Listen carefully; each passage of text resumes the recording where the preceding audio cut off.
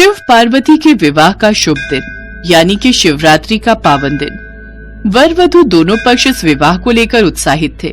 ये तो सभी जानते हैं कि भगवान शिव की बारात सबसे अनोखी थी।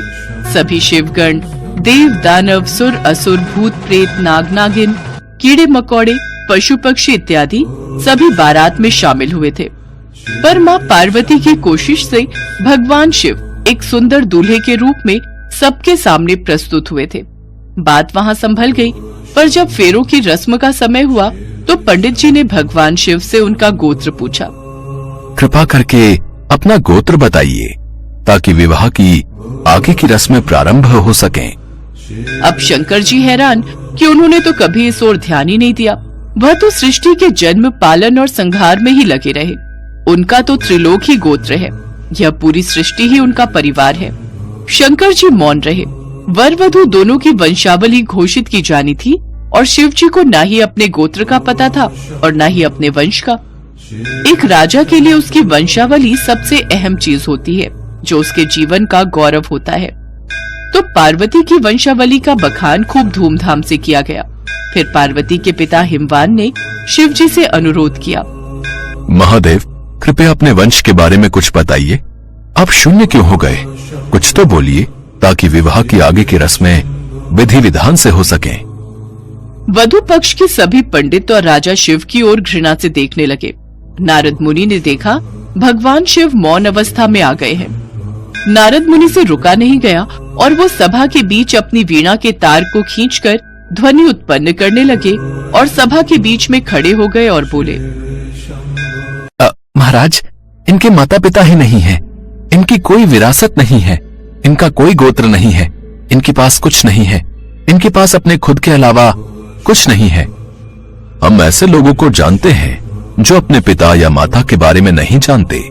ऐसी दुर्भाग्यपूर्ण स्थिति हो सकती है, मगर हर कोई किसी न किसी से जन्मा है। ऐसा कैसे हो सकता है कि किसी का कोई पिता या माँ ही ना हो? क्योंकि महादेव स्वयंभू हैं।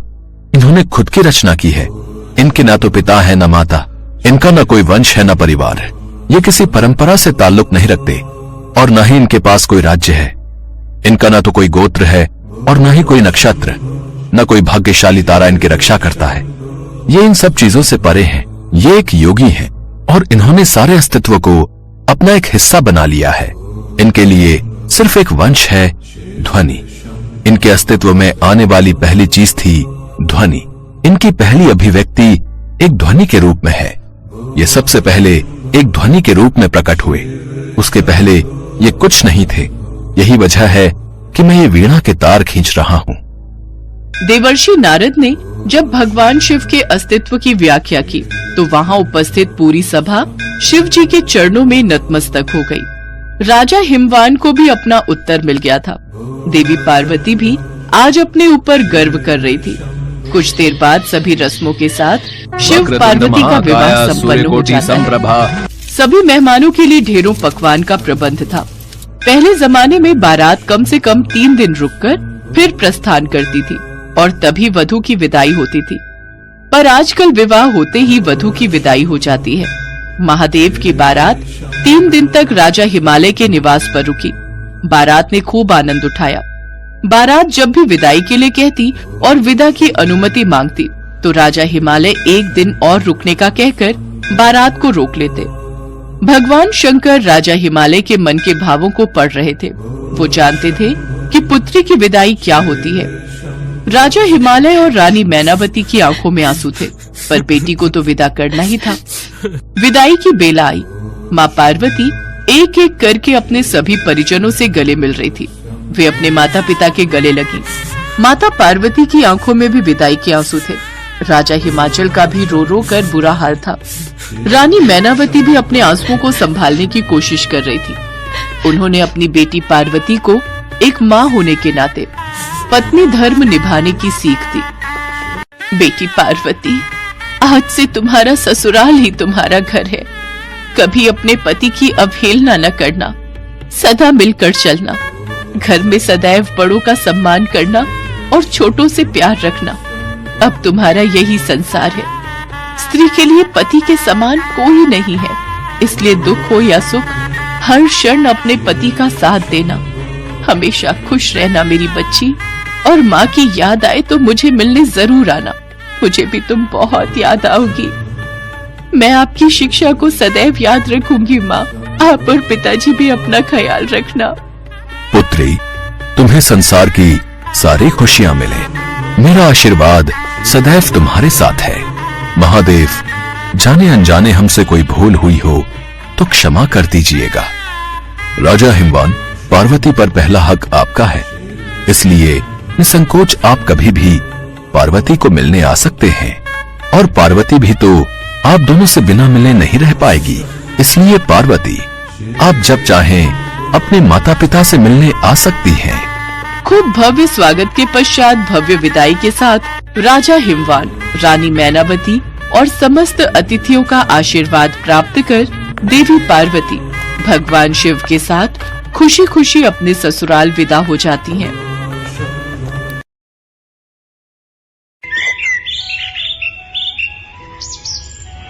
करवा चौथ का व्रत आने वाला था।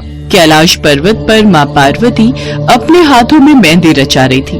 भगवान शिव उनसे बोले, क्या बात है देवी, आज आप अपने हाथों पर मेहंदी रचा रही हो? कोई खास आयोजन है क्या? कल करवा चौथ का त्योहार है स्वामी। आपको तो ज्ञात ही है इस व्रत से मेरा कितना लगाव है। मैं भी प्रतिवर्ष इस व्रत के आने की आस लगाती हूँ, ताकि मैं आपकी रक्षा की कामना हेतु और अपने प्रेम को और भी अटूट बनाने के लिए ये व्रत कर सकूं। देवी, आप तो मेरी शक्ति हैं। आपके और मेरे प्रेम का तो जन्मों जन्मों का संबंध है। आपकी भक्ति मेरे हृदय को छू जाती है। देवी, आपकी भक्ति प्रेरणादायक है, जो पृथ्वी पर प्रत्येक सुहागिन स्त्री का अपने पति के लिए प्रेम और समर्पण का प्रतीक है। स्वामी, मैं चाहती हूँ इस बार मैं इस व्रत को पृथ्वी लोक पर करूँ। मेरी बहुत इच्छा है कि मैं भी मनुष्य रूप में सभी स्त्रियों के साथ इस व्रत की पूजा करूं। जैसी आपकी इच्छा देवी पार्वती। यदि आपकी पृथ्वी लोक पर यह व्रत मनाने की इच्छा है तो आपको पृथ्वी लोक पर अवश्य जाना चाहिए। ठीक है स्वामी, तो फिर मैं तैयार हो जाती हूँ। कल प्रातः ही मैं धरती लोक पर करवा चौथ का व्रत मनाने के लिए चली जाऊंगी। अगले दिन सुबह ही माँ पार्वती एक बहुत सुंदर स्त्री का रूप धारण कर लेती हैं और धरती लोक पर एक गांव में पहुंचती हैं। वहाँ पर करवा चौथ की बहुत चहल पहल थी। हर स्त्री ने 16 श्रृंगार किए हुए थे। सुंदर साड़ी, हाथों में कांच की चूड़ियां, गले में मंगलसूत्र, पैरों में बिछुए पायल और तरह तरह के श्रृंगार। सभी औरतें आपस में बातें कर रही थी। अरे बहन, चलो सब लोग मिलकर वहाँ घेरा बना लेते हैं, पूजा का समय हो रहा है। हाँ बहन, तुम भी पहुँचो, मैं अपनी बहू को लेकर आ रही हूँ। तभी एक औरत की नजर माँ पार्वती पर जाती है। अरे बहन, आओ ना, तुम भी हमारे साथ करवा चौथ की कथा सुनो। बस पूजा प्रारंभ ही होने वाली है। हाँ हाँ, मैं आपके साथ चलती हूँ। तुम तो बहुत सुंदर लग रही हो। पहली बार देखा है, इस गांव में किसी की बहू हो क्या? माँ पार्वती अभी कुछ कहती इससे पहले एक औरत ने आवाज लगा ली। अरे बहन, जल्दी आओ, पूजा का समय निकला जा रहा है। हम सब बैठ गए हैं। चलो चलो, बाद में बात करते हैं, अभी सब पूजा के लिए बुला रहे हैं। कितना आनंद आ रहा है इन सबके साथ करवा चौथ का व्रत मनाने में। अद्भुत, सब कितने अच्छे स्वभाव की हैं। इन सब के बीच मैं भी पूजा के लिए बैठ जाती हूँ। माँ पार्वती सबके साथ पूजा के लिए बैठ जाती हैं। सब मिलकर करवा चौथ की व्रत कथा और पूजन आरती करती हैं। सचमुच माँ पार्वती के आशीर्वाद से व्रत और पूजन बहुत अच्छे से हो गया। हे गौरी माता, हम सबके सुहाग की रक्षा करना। जय करवा माता की, जय गौरी मैया की। सब औरतें पूजा आरती करके घर जाने लगी, पर माँ पार्वती जैसे ही कैलाश के लिए लौटने लगी, अचानक उसी स्त्री ने उन्हें पुकारा। अरे सुनो बहन, तुम्हारा जल का कलश यहीं रह गया। अरे मैं भूल गई, मैं भी उठा लेती हूँ। हमारी बात बीच में अधूरी रह गई। तुम्हें इस गांव में पहली बार देख रही हूँ। तुम्हारा घर कहाँ है? मैं इस गांव में नई नई आई हूँ, कुछ दिन पहले ही यहाँ रहना शुरू किया है। मेरे पति जरूरी काम से शहर गए हुए हैं, कुछ दिन बाद लौटेंगे। मैं उन्हीं के लिए ये व्रत कर रही हूँ। अच्छा अच्छा, तो तुम नई नई आई हो गांव में। एक काम करो, तुम हमारे घर चलो। मैंने पूरी पकवान बनाए हैं, हम सब मिलकर खाएंगे। बस कुछ ही देर में चंद्रमा भी निकलने वाला है। घर पर तो तुम अकेले उदास हो जाओगी। ठीक है, चलो मेरे घर चलो। मैं और आपके घर? हाँ हाँ बहन, तो क्या हुआ, मेरे घर क्यों नहीं? मेरे घर को अपना ही घर समझो। त्योहार पर अकेले के लिए तुम क्या ही भोजन बनाओगी। मैंने तो बहुत कुछ बनाया हुआ है, मिलकर खाएंगे, अच्छा लगेगा। तुम्हारे पति भी शहर में है, वैसे कब आएंगे? दिवाली से पहले आ जाएंगे। उस औरत के इतने अच्छे स्वभाव को देखकर माँ पार्वती से रहा नहीं गया। वो उसके साथ उसके घर चली गई, पर माँ पार्वती को तो भगवान शिव की पूजा करनी थी, उनसे आशीर्वाद लेना था। सब चंद्रमा निकलने का इंतजार कर रहे थे। अचानक बहुत तेज आंधी तूफान आने लगा। आकाश में काले बादल छा गए। अरे सुशीला बहन, अब चंद्रमा कैसे पूजेंगे? आकाश में तो कुछ भी नजर ही नहीं आ रहा। अंधेरी और तूफान से चंद्रमा बादलों में छुप गया है। बिना चंद्रमा के दर्शन के हम व्रत कैसे खोलेंगे? अब तो एक ही रास्ता है कि माँ पार्वती से प्रार्थना करें कि वो हमें चंद्रमा के दर्शन करवा दे। चलो हम सब मिलकर माँ पार्वती से प्रार्थना करते हैं। सब स्त्रियां माँ पार्वती से प्रार्थना करती हैं कि आसमान साफ हो जाए और उन्हें चंद्रमा के दर्शन हो जाए। सुहागन स्त्रियां भला क्या जाने कि माँ पार्वती स्वयं उनके बीच खड़ी हैं। सुहागन स्त्रियों की प्रार्थना माँ पार्वती स्वीकार कर लेती हैं। उस औरत को साधारण स्त्री के रूप में माँ पार्वती साक्षात दिखाई दे रही थी। अचानक ही माँ पार्वती अंतर्ध्यान हो जाती हैं। आंधी तूफान रुक जाता है, मानो कुछ हुआ ही ना हो। आसमान साफ हो जाता है और सब स्त्रियों को चंद्रमा के दर्शन होते हैं। तभी वो औरत बोली, माँ पार्वती, ये सब आपका चमत्कार है। मैं जिस स्त्री से बात कर रही थी वो तो साक्षात माँ पार्वती थी। इसका मतलब मेरे घर में माँ पार्वती के चरण पड़े थे। हे मैया, आपने तो मेरे भाग्य ही खोल दिए। आपकी जय हो माँ। आप हमारे साथ करवा चौथ मनाने के लिए धरती पर आई।